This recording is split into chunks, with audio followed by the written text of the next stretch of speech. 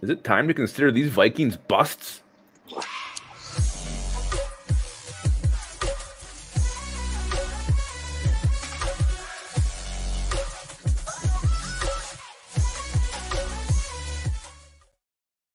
All right, welcome back to the Onebar and Lupagus show. I'm Lupagus here with Onebar, who still appears to be in some sort of a jungle. Pretty sure that volcano in the background may erupt at any minute. Today we're going to talk about 3 Vikings players that can we call these guys busts yet? Has enough time passed? We're going to decide that here very, very shortly. Before we do, be sure to subscribe to the channel, like the vids, and also where should they go for a delicious beverage, Onebar? Oh man, get your butts to Lift Bridge, or you know what, at the liquor store, because they have a plethora, variety of wonderful tastes and flavors. Yep, that they do. And you know how this thing's going to work. I'm going to name a player, drop his stats when he was drafted. Onebar, you're first going to tell me if he's considered a bust yet or not, and we'll kind of talk it out. So that's how this is going to work.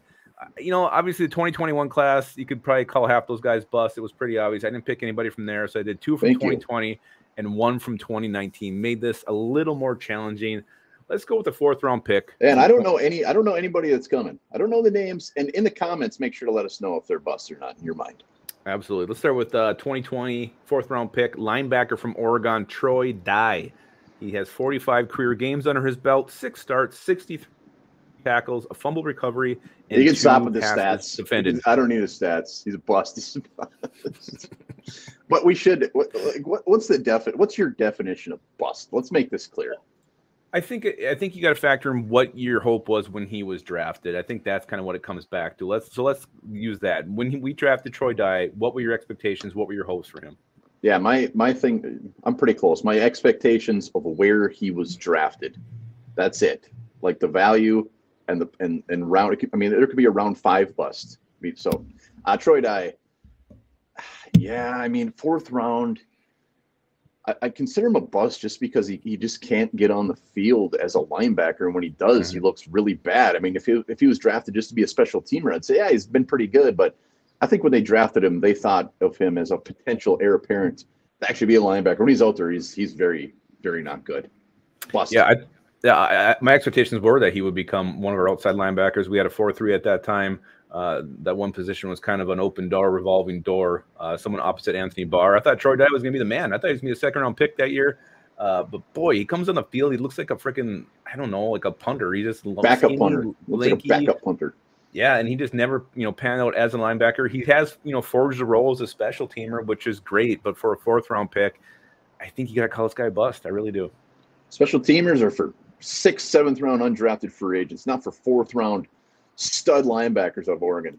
And, Troy Dye, he'll probably make the final 53 next year. He'll be in a battle for a roster spot, but I would assume he's going to make it again as a special teamer, but we'll see what happens there. So his career with the Vikings may not be over. There's still maybe a couple chapters left in this story. Let's go another 2020 draft pick from the 4th round, the Ginger Snap, James Lynch. He was a 4th rounder, 37 games played, 3 starts, 53 tackles, 4 tackles for a loss, 2 sacks, and a forced fumble. James Lynch, what were your expectations when he was drafted, and is it enough to consider him a bust at this point? How dare you put this pressure on me? You know how much I love James Lynch, and I knew this. I knew he was probably going to be on the list, but when he was drafted, I believe his last year at Baylor, the dude had like 13, 14 sacks, and that's what got everybody very excited. And even when he was drafted, it seemed like he should have maybe went higher. So it seemed like we got a steal.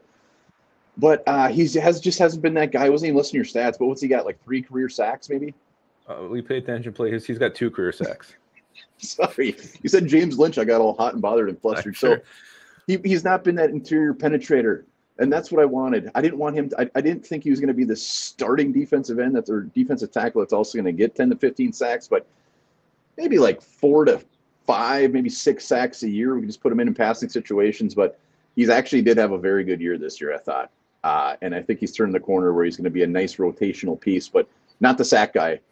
So James Lynch, unfortunately for me, again, is a bust, and that hurts. That hurts so bad. Yeah, I just don't feel like when he's out there, I don't feel his presence. I just don't see it. I don't see him making plays. Oh, you see it. He's glowing out there. Well, he's glowing, but yeah, other than the beautiful bull rush he had against Russell Wilson, I'll never forget it. His rookie year was one of the best things I've seen. I'm like, okay, here we go. Now it's James Lynch time, and it just never happened. It never evolved from there. Yeah, I think he's a role player now. He's a rotational player, going to see a handful of snaps a game, and that's what he's become. And that's all we should expect from him moving forward. So if expectations were higher than that prior to this, then yes, he's a bust. If they weren't, then you're probably happy with where he is right now. But he's a bust to me. Him and Dye, both like the last couple of years, the final 53, they've just been a pube away from not even making the team. Yeah, I'm surprised they both are still Vikings, to be honest with you. Let's go back now. Final one, 2019, second-round pick, tight end Irv Smith Jr., 37 games played, 15 starts, 91 receptions, 858 yards, 9 career touchdowns. Irv Smith Jr., is he a bust? I guess this is going to be a very depressing video. And you know what? Some people say, oh, if he's injured, injuries, you can't count that as a bust. Bullshit. You got to get on the field or you are a bust. So Irv Smith, when he's been out there, he's shown flashes, but injury is just completely derailing this guy's career so far. Maybe he turns the corner with a different team, but as far as Vikings-wise, this is the biggest bust out of the group that you just gave me. Bust, bust, bust. Expectations were through the roof for this guy.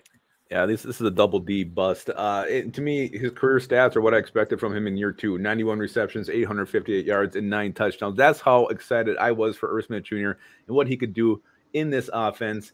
Absolutely just a total disaster. And then you said it, it's been injuries. It's because of his injuries. He can't stay on the field. Still a ton of talent in this guy. And yeah, I think he will probably, if he can stay healthy somewhere else, this guy definitely has a chance to salvage his career. But right now, it's a bust, and it's a big one. Damn it, Irv, you broke our hearts. Lupagus, biggest bust in Vikings history. Well, it's got to be Demetrius Underwood. It's fair. It's fair. How about you? I'm going Troy Williamson. I'm sorry. Expectations, the Moss trade has a lot to do with that, and for how bad he did. Demetrius Underwood, just a sad story. Williamson, we actually saw it. Gross. We did it. It was horrible. It was horrible. Well, all right, that's it. Those are the busts. Let us know if you got some others. If you disagree with our decisions here on this one. And also remember this, an estimated 25% of homeless people in the United States have full-time jobs.